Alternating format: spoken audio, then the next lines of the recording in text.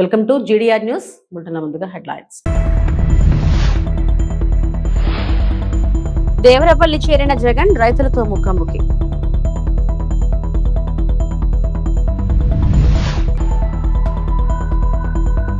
విశాఖలో PV Sindhu academy భూమి పూజలో పాల్గొన్న మంత్రి నారా లోకేష్.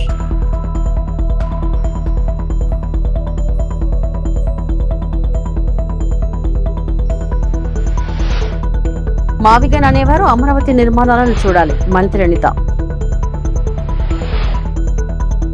మద్దతు ధర లేక ఇబ్బందులు ఎదుర్కొంటున్న పొగాకు రైతులకు అండగా నిలిచేందుకు వైఎస్ఆర్ కాంగ్రెస్ పార్టీ అధ్యక్షుడు వైఎస్ జగన్మోహన్ రెడ్డి తూర్పుగోదావరి జిల్లా దేవరపల్లి పర్యటన చేపట్టారు. ఈ సందర్భంగా రైతులతో ముఖాముఖి మాట్లాడిన అనంతరం ఆయన మీడియాతో మాట్లాడారు. దేవరపల్లి పొగాకు కొనుగోలు కేంద్రాన్ని సందర్శించిన వైఎస్ జగన్మోహన్ రెడ్డి మద్దతు ధర సమస్యపై రైతుల నుంచి నేరుగా వివరాలు తెలుసుకున్నారు. పోలీసుల ఆంక్షలను లెక్క చేయకుండా యువత, రైతులు పెద్ద సంఖ్యలో దేవరపల్లికి చేరుకుని జగన్ కు మద్దతు తెలిపారు. యువతకు మీరే దిక్కు అంటూ ప్లకార్డులు ప్రదర్శిస్తూ తమ సంఘీభావాన్ని వ్యక్తం చేశారు. రైతుల సమస్యలను ప్రభుత్వం వెంటనే పరిష్కరించాలని, గిట్టుబాటు ధర కల్పించి వారిని ఆదుకోవాలని ఈ సందర్భంగా వైఎస్ జగన్మోహన్ రెడ్డి డిమాండ్ చేశారు.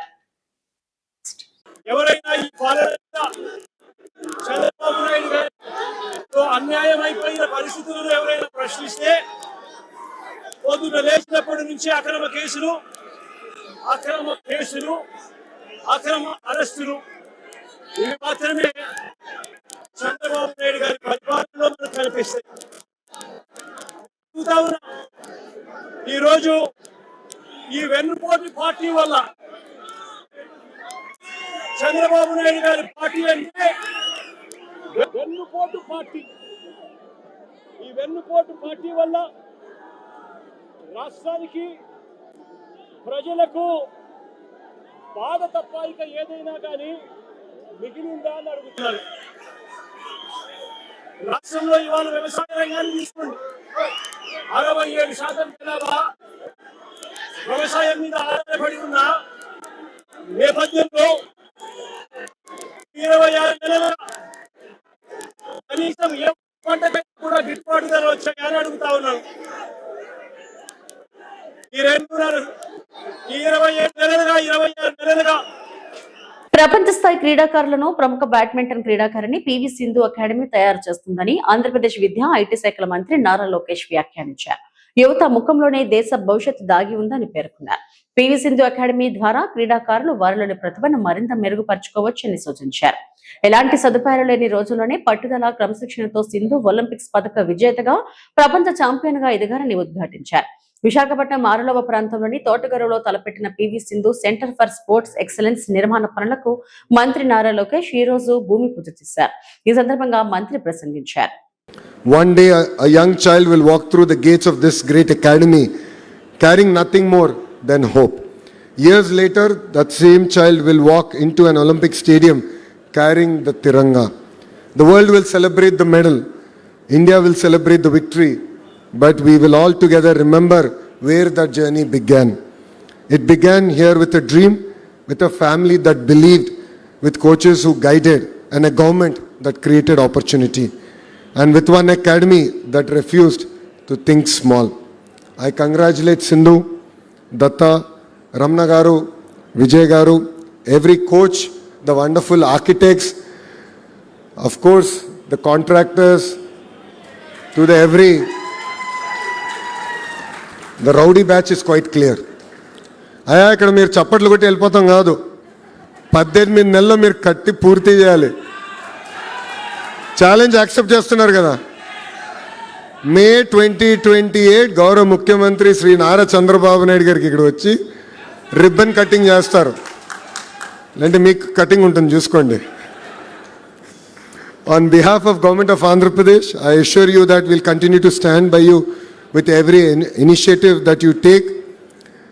Let us train better, compete harder, and make India proud. Because today, we have not just laid foundation to a sports academy, we have laid the foundation for the next generation of Indian champions. The greatest legacy of a champion is not a medal around their neck. It is the dream that they ignite in the heart of every child. And I'd like to congratulate everyone here, and especially Sindhu, for igniting the hearts of every child. You will continue to have our support. You will continue to have uh, in every way possible our backing. And I'd like to thank you once again for choosing Vishakhapatnam, because Vishakhapatnam is the economic capital of Andhra Pradesh. And in front of our eyes, we'll see in the next decade and a half, how Vishakhapatnam will lead India in terms of growth. And I'm sure your academy will enable Vishakhapatnam to lead even in the sporting ecosystem in the great state of Andhra Pradesh. So thank you very much. Thank you for giving me this wonderful opportunity, and Jai Hind. రాజధాని అమరావతిని చూస్తే ఆంధ్రప్రదేశ్ భవిష్యత్తు కనిపిస్తుందని హోంమంత్రి వంగలపూడి అనిత అన్నారు. అమరావతిలో నిర్మాణాలను మంత్రులు నారాయణ, కొండపల్లి శ్రీనివాస్, అనిత పరిశీలించారు. అనంతరం మంత్రి అనిత మాట్లాడుతూ మావిగారని మాట్లాడుతున్న వ్యక్తి ఇక్కడకు వచ్చి నిర్మాణాలను చూడాలని సూచించారు. ఐకానిక్ భవనాల నిర్మాణాలను చూస్తే అభివృద్ధి అంటే ఏంటో తెలుస్తుందన్నారు. చెప్పాలంటే ఆంధ్రప్రదేశ్ భవిష్యత్ అనేది ఇక్కడ మనకి చాలా క్లియర్గా కనిపిస్తూ ఉంది. అమరావతిని ఏ రూపుకి తీసుకొచ్చామని చూపించడానికి ఈ రోజు ఇక్కడ మేమందరం కూడా చూడటానికి మేమందరం ఈ రోజు ఇక్కడ రావడం జరిగింది. ఇక్కడికి వచ్చినంత వరకు కూడా ఇంత ఎస్టాబ్లిష్మెంట్లు జరుగుతున్నాయని సంగతి తెలుసు, కానీ మేము కూడా చూడాలని గౌరవ మంత్రి గారు నారాయణ గారు మమ్మల్ని ఇక్కడ తీసుకురావడమే కాదు, 10 మందికి మనం తెలియజెప్పాలి ఇక్కడ మనం జరుగుతున్న పరిణామాలు కానీ జరుగుతున్న అభివృద్ధి కానీ. ఎందుకంటే ఇక్కడ జరగబోయే కార్యక్రమాలు కూడా చూస్తుంటే ఒక ఐకానిక్ బిల్డింగ్స్ కానీ, ఒక అసెంబ్లీ బిల్డింగ్ కానీ, ఈరోజు ఇక్కడ మనం ఉన్నాం ఎమ్మెల్యే క్వార్టర్స్ కానీ, ఒక మినిస్టర్స్ క్వార్టర్స్ కానీ, ఎమ్మెల్సీ క్వార్టర్స్ కానీ, ఐఏఎస్ ఆఫీసర్ బిల్డింగ్లు కానీ, ఐపీఎస్ ఆఫీసర్ బిల్డింగ్లు కానీ, అదేవిధంగా అన్నీ కూడా ఒకే దగ్గర ఉండేటట్టుగా ఒక ఆఫీసు సెటప్లు కానీ ఇవన్నీ కూడా చూస్తూ ఉంటే ఇది కదా ఆంధ్రప్రదేశ్ భవిష్యత్ అంటే, ఇది కదా ఎన్డీఏ కూటమి గవర్నమెంట్ మీద ప్రజలకున్న విశ్వాసాన్ని మేము అందరం కూడా నిలబెట్టుకుంటున్నామంటే. అంటే ఇలాంటి ఎస్టాబ్లిష్మెంట్ అన్నీ ఉన్న చోట తిరిగి అతను బుద్ధి లేకుండా మావిగానని పేరు చెప్పి మళ్ళీ ఇంకొక కన్ఫ్యూషన్కి తెరలేపటం. అసలు ఆ మావిగానని పదాలు ఉపయోగిస్తున్న చాలామందిని వాళ్ళు మీరు వస్తే చూపించడానికి మేము కూడా రెడీగా ఉన్నాం, ఇక్కడ ఏం జరుగుతుందో చూపించడానికి. ఇగో ఇప్పుడు గౌరవ మంత్రి గారు చెప్తున్నారు, ఈ డిసెంబర్ కల్లా సుమారుగా 4000 మందికి మేము హ్యాండ్ ఓవర్ చేస్తాం. ఈ మంత్ ఎండింగ్ కల్లా ఎమ్మెల్యే క్వార్టర్స్, మినిస్టర్స్ క్వార్టర్స్ కూడా ఈ మంత్ ఎండింగ్ కల్లా మేము హ్యాండ్ ఓవర్ చేస్తామని చెప్పటం. ఇందాక నేను ఒక ఇంజనీర్ని చూశాను, ఐకానిక్ బిల్డింగ్ దగ్గర ఇంజనీర్ని చూశాను. ఆయన అన్నాడు, అమ్మ ఇప్పుడు ఈ పిల్లర్స్ అన్ని ఎప్పుడు వేసారని అంటే 2014లో 2014-19 పీరియడ్లో వేసామమ్మ. తర్వాత 5 సంవత్సరాలు మేము మా పనులు చేసుకొని మమ్మల్ని పంపించేశారు. తర్వాత తిరిగి మళ్ళీ ఇక్కడికి ఆ అనుబంధంతో ఇక్కడికి వచ్చి పనిచేస్తున్నాను. అంటే ఒక ఎమోషన్ కనెక్ట్ అయ్యి ఇక్కడ మన రాజధాని మనం నిర్మించుకుంటున్నామన్న ఒక భావనలో ఇక్కడ పనిచేస్తున్న ప్రతి ఒక్క ఎంప్లాయీ దగ్గర నుంచి ఆఖరికి ఇటుక మోసే వాళ్ళు కూడా ఒక ఎమోషన్తో ఇక్కడ కనెక్ట్ అయి ఉన్నారు. అందరూ కూడా ఈరోజు రాష్ట్ర ప్రజలు అందరూ కూడా యాక్సెప్ట్ చేసిన అమరావతిది. ఇటువంటి అమరావతిలో జరుగుతున్న ఎన్నో కార్యక్రమాలని చూడాల్సిన బాధ్యత కూడా ఉంది. నేను మావిగాన్ అని మాట్లాడుతున్న ఆ పెద్ద మనుషులకి కూడా, పెద్ద మనుషులు అనే కన్నా అండ్ వాళ్ళకి కూడా కనీసం ఇంగితం లేని వ్యక్తులకి కూడా చెప్తున్నా, ఈరోజు వాళ్ళు ఒక్కసారి వచ్చి చూడండి ఇక్కడ ఏం జరుగుతుందో. ఎప్పుడు చూడు ఇందులోని ఏది ఎతుకుదామా అన్నది చూసే మనుషులే తప్పించి ఇక్కడికి వచ్చి పాజిటివ్గా చూస్తే ఇక్కడ ఇంత అమరావతి ఇంత ఎస్టాబ్లిష్మెంట్ కనిపిస్తుందా అన్న సంగతి కూడా తెలుస్తుంది.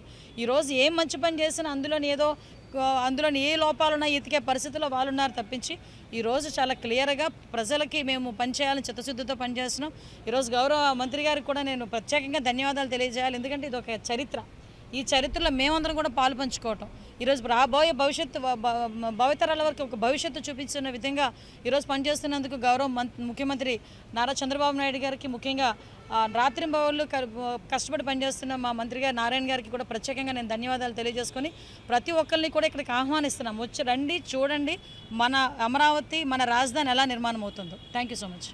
పోలవరం ఎడమ కాలువ పుష్కర ఎత్తిపోతల పథకం, పైప్ లైన్ పనుల పురోగతిపై రాష్ట్ర జలవనరుల శాఖ మంత్రి డాక్టర్ నిమ్మల రామానాయుడు విజయవాడ క్యాంప్ కార్యాలయంలో సమీక్ష నిర్వహించారు. విజయవాడ క్యాంప్ కార్యాలయంలో నిర్వహించిన సమీక్షా సమావేశంలో పోలవరం ఎడమ కాలువ పుష్కర ఎత్తిపోతల పథకం, పైప్ లైన్ పనుల పురోగతిపై మంత్రి డాక్టర్ నిమ్మల రామానాయుడు అధికారులతో చర్చించారు. ఈ సమావేశంలో జలవనరుల శాఖ ప్రత్యేక ప్రధాన కార్యదర్శి శశిభూషణ్, ప్రభుత్వ సలహాదారు వెంకటేశ్వరరావు, ఈఎన్సీ నరసింహమూర్తి, ఎస్సీ యేసుబాబు, సంబంధిత నిర్మాణ సంస్థల ప్రతినిధులు పాల్గొన్నారు. పనులను వేగవంతంగా నాణ్యతా ప్రమాణాలతో పూర్తి చేసి నిర్ణీత గడువులో ప్రజలకు అందుబాటులోకి తీసుకురావాలని మంత్రి అధికారులకు సూచించారు.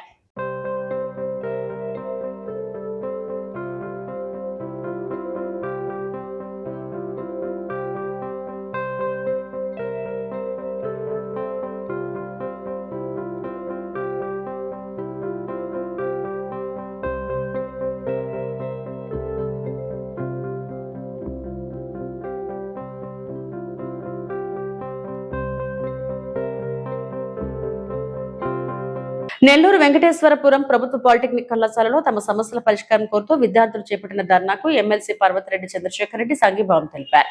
ఈ సందర్భంగా విద్యార్థుల వద్దకు వెళ్లి నేరుగా మాట్లాడి వారి సమస్యలను అడిగి తెలుసుకున్నారు. కళాశాల విద్యార్థుల సమస్యలను వెంటనే పరిష్కరించాలని ప్రభుత్వాన్ని డిమాండ్ చేశారు. వైఎస్ఆర్సీపీ విద్యార్థి విభాగం నగర నియోజకవర్గ అధ్యక్షుడు తౌఫిక్ విద్యార్థుల సమస్యలపై పోరాడుతున్నారని అన్నారు. ఈ కార్యక్రమంలో 11, 52, 53, 54 డివిజన్ ఇన్ఛార్జీలు మహేష్ యాదవ్, మహబూబా బాష్, వెంకల్రెడ్డి, మస్తాన్, వైఎస్ఆర్సీపీ రాష్ట్ర జాయింట్ సెక్రటరీ బాలకృష్ణారెడ్డి, వైఎస్ఆర్సీపీ విద్యార్థి విభాగం జిల్లా అధ్యక్షుడు ఆశ్రిత్ రెడ్డి, విద్యార్థి విభాగం నగర అధ్యక్షుడు చంద్రారెడ్డి, పార్టీ నాయకులు, కార్యకర్తలు పాల్గొన్నారు. అన్నదానికి ఒక మచ్చతునకగా నేను ఈ రోజు మీ ముందుకు రావడం కూడా జరిగింది. నెల్లూరు నగర నియోజకవర్గంలోనే అనేక ఇన్స్టిట్యూషన్స్ ఈరోజు ఇదే పరిస్థితి ఉంది. నారాయణ గారికి కానీ మంత్రి నారా లోకేష్ గారికి కానీ నేను ఒకటే చెప్తా ఉన్నా, మీరు ఈరోజు ఒక్క విఆర్ హై స్కూల్నో లేకపోతే ఇంకొక దానికో నా దగ్గర డబ్బులు ఉన్నాయి, లేకుంటే నేను కొన్ని వేల కోట్లు వేరే వాళ్ళకి పన్నులకు ఇచ్చినాను, వారందరికీ కూడా కాంట్రాక్ట్ వర్క్స్ ఇచ్చినాను కాబట్టి సిఎస్ఆర్ ఫండ్స్ కింద ఇచ్చినారని చెప్పి 1 or 2 ఇన్స్టిట్యూషన్స్ని పబ్లిసిటీ కోసం మీరు వాడుకుంటున్నారే తప్ప మీకు గనక చిత్తశుద్ధి ఉంటే ఎన్ని ఇన్స్టిట్యూషన్స్ ఉన్నాయో ఈ ఆంధ్ర రాష్ట్రంలో కానీ, ఈ జిల్లాలో కానీ, నెల్లూరు నగర నియోజకవర్గంలో కానీ ఎన్ని ఇన్స్టిట్యూషన్స్లో ఎంతమంది పిల్లల కన్నీటి బాధలు ఉన్నాయో మీకు అర్థమవుతా ఉందని నేను అడుగుతా ఉన్నాను నారాయణ గారిని కానీ, మంత్రి లోకేష్ గారిని కానీ. నేను ఇంతకుముందు కూడా అనేకమైనటువంటి సందర్భాల్లో ఏ ఇష్యూ మాట్లాడినా కూడా ఎవిడెన్స్ లేకుండా మాట్లాడేటువంటి పరిస్థితి లేదు, వాస్తవం లేకుండా మాట్లాడేటువంటి పరిస్థితి లేదు. మేము కనుక మాట్లాడితే మీరు ఎవరో ఒకరి దగ్గర పెయిడ్ ఆర్టిస్టుల దగ్గర మీరు మమ్మల్ని తిట్టించడం తప్ప మీకు గ్రౌండ్ లెవెల్లో వాస్తవాలు తెలుసా అని నారాయణ గారిని అడుగుతా ఉన్నాను. మీకు కావాల్సింది కేవలం పబ్లిసిటీ తప్ప వాస్తవంగా మీకు ఎక్కడ సమస్యలు ఉన్నాయి, ఏ విధమైనటువంటి సమస్యలు ఈ ప్రభుత్వంలో ఈ ప్రజలు కానీ, విద్యార్థులు కానీ, యువత కానీ బాధపడతా ఉన్నారన్న విషయాన్ని మీరు గుర్తిస్తూ ఉన్నారని మిమ్మల్ని అడుగుతా ఉన్నాను. మీరు 1 or 2 ఇన్స్టిట్యూషన్స్ గురించి ఆలోచిస్తూ ఉన్నారు. నేను అనేకమైనటువంటి ఇన్స్టిట్యూషన్స్లో తిరిగితే కనీసం ఆ రోజు జగన్మోహన్ రెడ్డి గారు ఆర్ఓ సిస్టమ్స్ పెట్టిన తర్వాత 1000 రూపాయలు 1500 రూపాయలు పెడితే ఆర్ఓ ప్లాంట్స్ వాటిని రిపేర్ చేయొచ్చు అనే పరిస్థితుల్లో కూడా మీరు ఆర్ఓ ప్లాంట్స్ను కూడా రిపేర్ చేయించినటువంటి పరిస్థితి. నేను కొన్ని వాస్తవాలు మీ దృష్టికి కూడా తీసుకొని వస్తాను. సుమారుగా ఈ రాష్ట్రంలో 44,000 గవర్నమెంట్ ఇన్స్టిట్యూషన్స్ ఉన్నాయి. అటు జూనియర్ కాలేజెస్ కానీ, హై స్కూల్స్ కానీ, ప్రైమరీ స్కూల్స్ కానీ, ఇవన్నీ కూడా జగన్మోహన్ రెడ్డి గారు 3 ఫేజెస్లో ఫస్ట్ ఫేజ్ ద్వారా సుమారుగా 20,000 స్కూల్స్ని నాడు నేడు ద్వారా అద్భుతంగా డెవలప్ చేయడం, నాడు నేడు ద్వారా వారికి ఒక మంచి కాంపౌండ్ వాల్ ఇవ్వడం కానీ, మంచి పెయింటింగ్స్ ఇవ్వడం కానీ, అలానే మంచి ఫర్నిచర్, డ్యూయల్ డెస్క్లు కానీ, గ్రీన్ బోర్డ్స్ కానీ, ఐఎఫ్పి ప్యానల్ బోర్డ్స్ కానీ, అలానే వాష్రూమ్స్ కానీ, ఫ్యాన్లు కానీ, లైట్లు కానీ, అలానే కిచెన్ సెట్స్ కానీ, ఎవ్రీథింగ్ అంతా కూడా వారికి కావాల్సినటువంటిది సుమారుగా ఒక్కొక్క ఇన్స్టిట్యూషన్కి సగటున 1 కోటి రూపాయలు ఖర్చు పెట్టి ప్రతి గవర్నమెంట్ ఇన్స్టిట్యూషన్ కూడా అద్భుతంగా తీర్చిదిద్దినటువంటి ఘనత మనం జగన్మోహన్ రెడ్డి గారిని చూసినాం. ఫస్ట్ ఫేజ్ మనం కంప్లీట్ చేస్తున్నాం 20,000 స్కూల్స్ని. సెకండ్ ఫేజ్లో ఉన్నటువంటి 18,000 స్కూల్స్ సుమారుగా 80% వర్క్స్ కంప్లీట్ అయినాయి. థర్డ్ ఫేజ్లో ఉన్నటువంటి ఇటువంటి కొన్ని ఇన్స్టిట్యూషన్స్ ఉన్నాయి. ఇవన్నీ కూడా థర్డ్ ఫేజ్లో కంప్లీట్ కావాల్సినటువంటి పరిస్థితి ఉంది. సో ఈ ఇన్స్టిట్యూషన్స్ అన్నిటి కూడా మనం థర్డ్ ఫేజ్లో వైఎస్ఆర్సీపీ కన్నా గవర్నమెంట్ ఉంటే కంప్లీట్ చేసుకొని ఉండాలి. మరి అలాంటిది ఆ ప్రభుత్వం మారి ఈ ప్రభుత్వం వచ్చిన తర్వాత నేను అడుగుతా ఉన్నాను, ఈ 2.5 సంవత్సరంలో నాడు నేడుకి మన బడి మన భవిష్యత్ అనే పేరు మార్చడం తప్ప మీరు ఒక్క రూపాయి ఖర్చు పెట్టారా? ఒక్క ఇటుకరాయన్నా మీరు పెట్టినారా? 80% కంప్లీట్ అయినటువంటి ఆ ఇన్స్టిట్యూషన్స్లో కూడా ఏదైతే కేఎన్ఆర్ స్కూల్ కానీ మిగతా అటువంటి స్కూల్స్ అన్ని కూడా 80% వర్క్స్ కంప్లీట్ అవుతాయి. ఈ రోజుకి కూడా ఆ ఫండ్స్ ని మీరు వేరే ఎగువ ప్రాంతాల నుంచి శ్రీశైలం జలాశయానికి వరద ప్రవాహం కొనసాగుతుంది. జూరాల నుంచి శ్రీశైలానికి 2.45 లక్షల క్యూసెక్ల వరద వస్తుంది. శ్రీశైలం జలాశయం పూర్తి స్థాయి నీటి మట్టం 885 అడుగులు కాగా ప్రస్తుతం నీటి మట్టం 863.90 అడుగులుగా ఉంది. పూర్తి స్థాయి నీటి నిల్వ 215.807 టీఎంసీలు కాగా ప్రస్తుత నీటి నిల్వ 118.62 టీఎంసీల వరద ప్రవాహం కొనసాగుతుండటంతో ఎడమగట్టు జల విద్యుత్ కేంద్రంలో విద్యుత్ ఉత్పత్తి ప్రారంభించారు.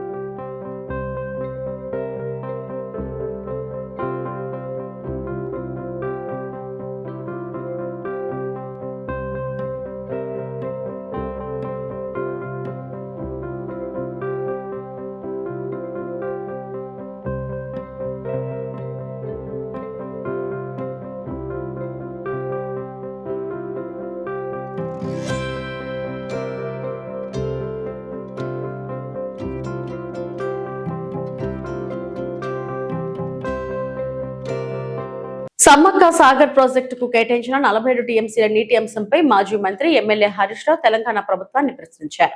ఈ విషయంపై ముఖ్యమంత్రి రేవంత్ రెడ్డి తన వైఖరిని స్పష్టం చేయాలని డిమాండ్ చేశారు. కర్ణాటకలో CM Revanth Reddy, AP CM Chandrababu Naidu, Karnataka ఉప ముఖ్యమంత్రి డీకే శివకుమార్ సమావేశం అనంతరం సమ్మక్క సాగర్ ప్రాజెక్టుకు సంబంధించిన 47 టీఎంసీల నీటిని ఆంధ్రప్రదేశ్ కు వదులుకునేందుకు తెలంగాణ ప్రభుత్వం అంగీకరించిందన్న వార్తలు వస్తున్నాయని హరీష్ రావు అన్నారు. తాము అధికారంలో ఉన్నప్పుడు ఈ 47 టీఎంసీల నీటికి అవసరమైన అన్ని అనుమతులు తీసుకొచ్చామని, ఇప్పుడు కాంగ్రెస్ ప్రభుత్వం వాటిని ఎలా వదులుకుంటుందని ప్రశ్నించారు. ఈ నీరు సాగునీటి శాఖ మంత్రి ఉత్తమ్ కుమార్ రెడ్డి నియోజకవర్గానికి కూడా ఉపయోగపడుతుందని పేర్కొంటూ ఈ అంశంపై తెలంగాణ ప్రభుత్వ వైఖరి ఏమిటో, ముఖ్యమంత్రి రేవంత్ రెడ్డి ఎందుకు మౌనం పాటిస్తున్నారో ప్రజలకు సమాధానం చెప్పాలని హరీష్ రావు డిమాండ్ చేశారు. నేను చంద్రబాబు గారు మీరు ఏది చెప్పేది నిజం? టీవీల ముందు వచ్చి నేను తెలంగాణ ప్రాజెక్టులు అడ్డుకోలేదు, గోదావరి ప్రాజెక్టులకు నేను వ్యతిరేకం కాదని చెప్పిన మాట నిజమా? ఈ లేఖలు నిజమా? ఈరోజు ఏ రకంగా జిఆర్ఎంబి ఎజెండాలు వచ్చిందండి? ఆంధ్రప్రదేశ్ ప్రతిపాదిస్తే తెలంగాణ ఇచ్చిన అనుమతులు రద్దు చేయాలని వచ్చింది. ఇవాళ కేంద్ర ప్రభుత్వానికి మా ప్రాజెక్టులన్నీ ఆపండి అని చెప్పి మీ ప్రభుత్వం లేఖ రాస్తుంది. అంటే ఇవాళ మీరు మీ మాటలకు చేతలకు పొంతన లేకుండా పోయింది. ఇవాళ మీరు తెలంగాణ నోటికాడ బుక్కను లాక్కునే ప్రయత్నం చేస్తున్నారు చంద్రబాబు నాయుడు గారు. ఇది తెలంగాణ హక్కులను కాలరాయడం. కేంద్రం మీ చేతుల్లో ఉందని కేంద్రాన్ని అడ్డం పెట్టుకొని ఇవాళ తెలంగాణ నోటి బుక్కను లాక్కుంటే ప్రయత్నం చేస్తున్నారు. ఊరుకో తెలంగాణ. ఇది పోరాటాలతో తెచ్చుకున్నాం. నీళ్ల కోసం ఆనాడు కేసీఆర్ గారి నాయకత్వంలో, జయశంకర్ గారి నేతృత్వంలో ఆ రోజు ఎంతో పోరాటం చేసి మేము తెలంగాణ తెచ్చుకున్నాం. నీళ్లలో అన్యాయం జరిగితే తెలంగాణ ఊరుకోదు. ఇంత జరుగుతుంది. ఆచంట మండలం కొడమంచిలి శివారు జక్కంశెట్టి వారి పాలెంకు చెందిన 2 ఏళ్ల బాలిక కోట కీర్తన అరుదైన గుండె వ్యాధితో బాధపడుతుంది. 2 ఏళ్లుగా గుండె వ్యాధితో బాధపడుతున్న కీర్తనకు ఇప్పటి వరకు సుమారు 4 లక్షల వరకు ఖర్చు పెట్టామని తల్లిదండ్రులు వాపోతున్నారు. ఎడమ వైపున ఉండాల్సిన గుండె కుడివైపుకు జారుతుందని, గుండెలో కండరాలు దెబ్బతినడంతో పాటు అది కాస్త బ్రెయిన్ కు ఇబ్బంది అవడంతో కుడి చెయ్యి, కడుకాలు పూర్తిగా పక్షవాతం వచ్చిందని తల్లిదండ్రులు ఆందోళన వ్యక్తం చేస్తున్నారు. తమ వద్ద చిల్లిగా అవ్వలేదని, దాతలు సహకారం చేస్తే తమ బిడ్డ బ్రతుకుతుందని, ఎంతో మందికి గుండె ఆపరేషన్ చేయించిన సినీ స్టార్ మహేష్ బాబు తమ కుమార్తెకు కూడా ప్రాణదానం చేయాలని తల్లిదండ్రులు కోరుతున్నారు.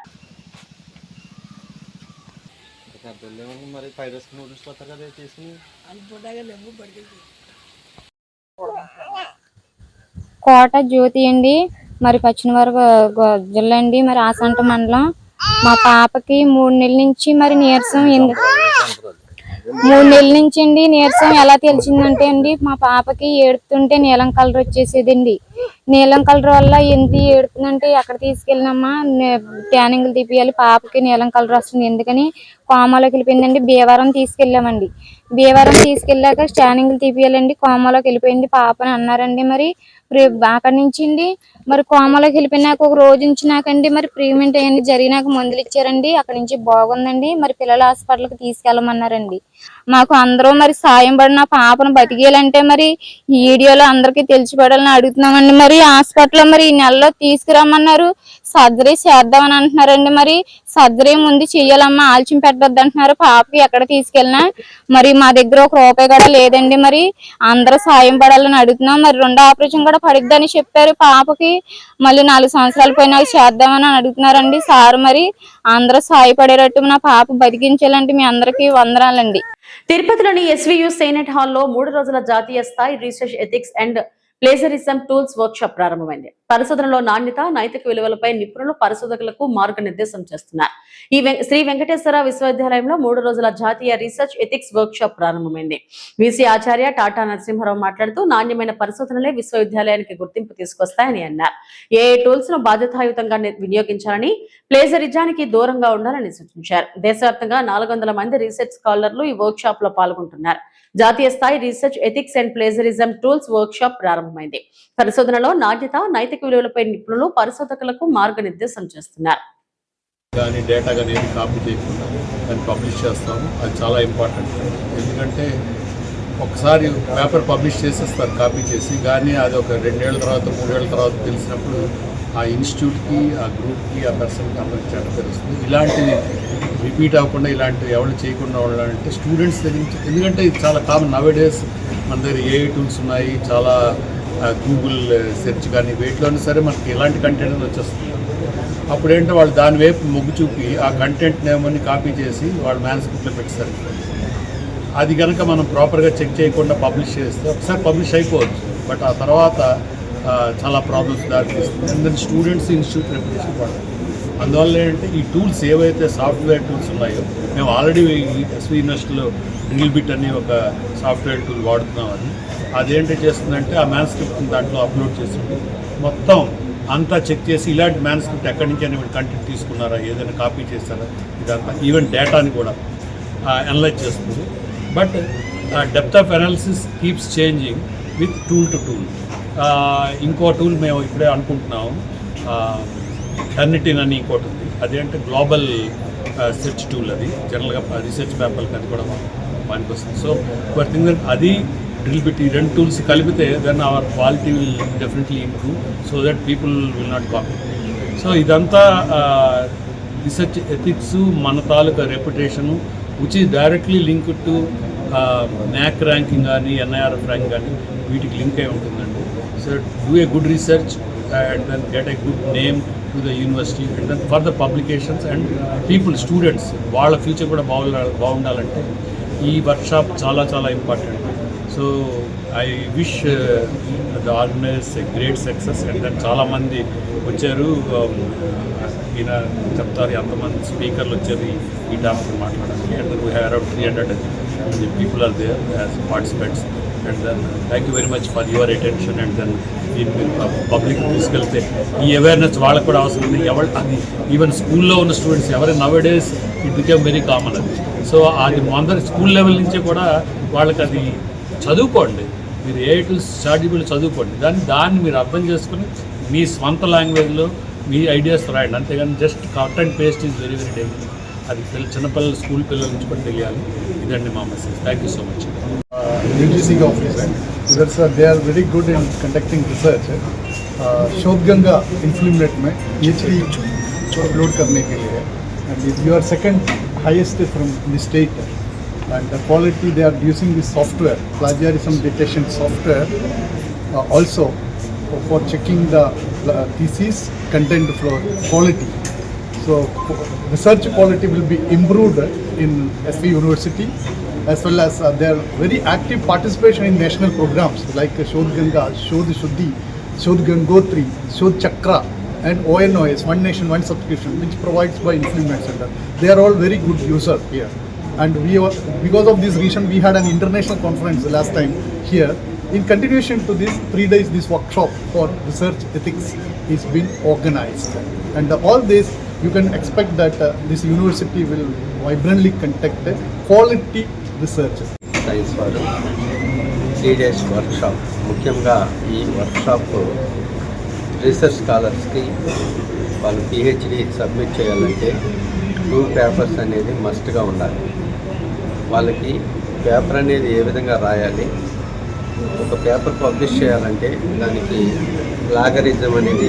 ఇవి ఇప్పటివరకు నా బులెటిన్ అప్డేట్స్. నమస్తే.